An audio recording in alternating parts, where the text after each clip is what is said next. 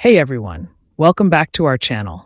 Today, we're diving into the latest innovation from Google, the integration of Gemini AI right into the Chrome address bar.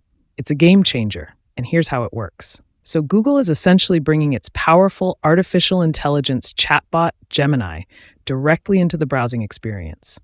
Currently available in the Chrome Canary developer build, all you have to do is type @Gemini in the address bar along with your prompt, and voila! Your query is sent straight to the Gemini app. What's cool is that it doesn't clutter up your address bar with responses like some other AI integrations. Instead, it seamlessly sends your prompt to Gemini for a response. But why access Gemini from the address bar? Well, Google is banking on users wanting quick access to AI for various tasks.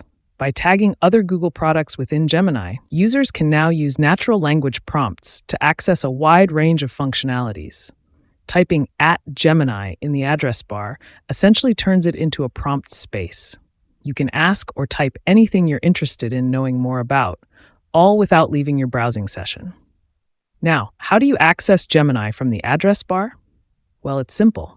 You'll need to download Chrome Canary, the developer build of Chrome, and enable a couple of experimental flags. Just head to the flag setting using Chrome/flags, search for expansion pack for the site search starter pack, and IPH message for the site search starter pack, and set them to enabled. Then restart Google Chrome Canary to access @Gemini in the address bar. Of course, you'll need to have signed up for a Google Gemini account to use the service, but if you're already on board, it's as easy as typing away your queries right in the address bar. And there you have it. Google's integration of Gemini AI in the Chrome address bar is a promising step towards a more seamless browsing experience.